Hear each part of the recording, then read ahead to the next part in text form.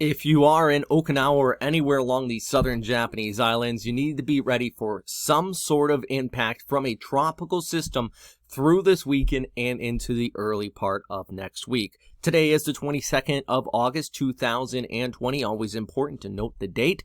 It's the morning hours on Saturday out here. Something to keep in mind as the forecast does evolve from day to day. But this is the latest forecast, warning number 1. From the Joint Typhoon Warning Center. Yesterday, I kept mentioning I expected a storm system to develop, and I was really cautious on saying there would be rapid intensification, even though there was some signs to it. The experts over at the Joint Typhoon Warning Center, though, they are all over this, and they expect a Category 3 storm to the northwest of Okinawa as we go ahead into Monday and really through Monday afternoon, and then eventually moving off towards the north. Now, let's talk about these impacts. Let's talk about some of the uncertainties with the forecast, because just like yesterday, there is still some disparity in the models, especially as far as the intensity, but the general track, that's pretty much on board. And you can take a look. Right now, this storm is finally kind of getting its act together. The low-level center is starting to show up in there on infrared imagery. And then as it pulls towards the north, it is going to be moving into an area of a relatively good outflow aloft. You can see that with these upper-level links. You got that flow towards the north and the flow towards the south, plus vertical wind shear further towards the north is going to lax. That's this area in the red. That's bad. But if you see just off the coast of Okinawa, especially towards the northwest, where this intensifies to a Cat 1 to Cat 3, the vertical wind shear backs off a bit. These are signs that we could be looking at some decent intensification here. Furthermore, and this is to be expected in August, in the Western Pacific, around the Kuroshio, on top of that, look at these sea surface temperatures. 30 to 31, I wouldn't be surprised some areas in here around 32 degrees. That is just gasoline being thrown on a fire, which is why this intensification is very well likely as we go ahead through Saturday, Sunday, and into Monday. Let's talk about some of the models here. And this is first the GFS model, and showing that in rapid intensification by Sunday and into Monday as this storm system kind of pushes just towards the northwest of Okinawa. Now, here is the key thing I really want to stress with you. And you know what? I'm not going to show it on this. I'm going to kind of zoom in here. Closer look. So you can really see this is Okinawa right here. Now, you are in the right side of the storm. The official track also brings Okinawa-Honto into the right side of the storm. And that's important to note because based on the forecast right now, that center of circulation stays a little bit there towards the northwest.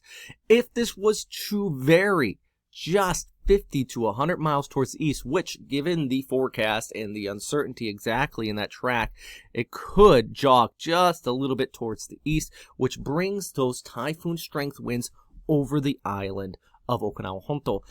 That would be a vastly different forecast. So if you are one of those people who have a tendency to look at this and go, meh, all right, you know what, this is passing towards the northwest, I highly recommend against doing that. You always want to look at the cone of air towards the west and towards the east, and keep in mind the factor of air that this could waver towards the east, especially since the wind field is much larger on the eastern side of the storm than it is on the western side. And the east side, the right front quadrant, is always the worst side anyways, because it takes into account the forward movement as well. That said, I mean, this is the JMA high resolution model for 1500, so 3 p.m. on Sunday evening. And you can just see how close this is to Okinawa. And just take a look at these tightly packed wind barbs that are the pressure isobars, I should say. Goodness, words.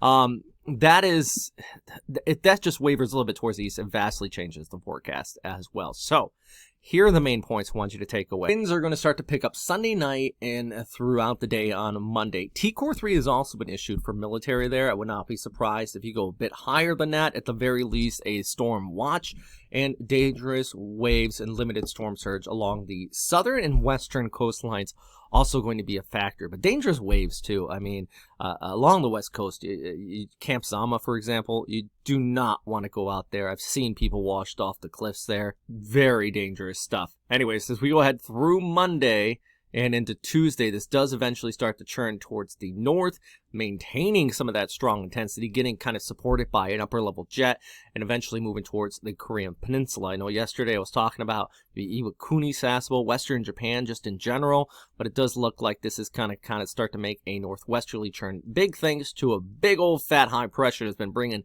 steamy temperatures across southern Japan or central Japan.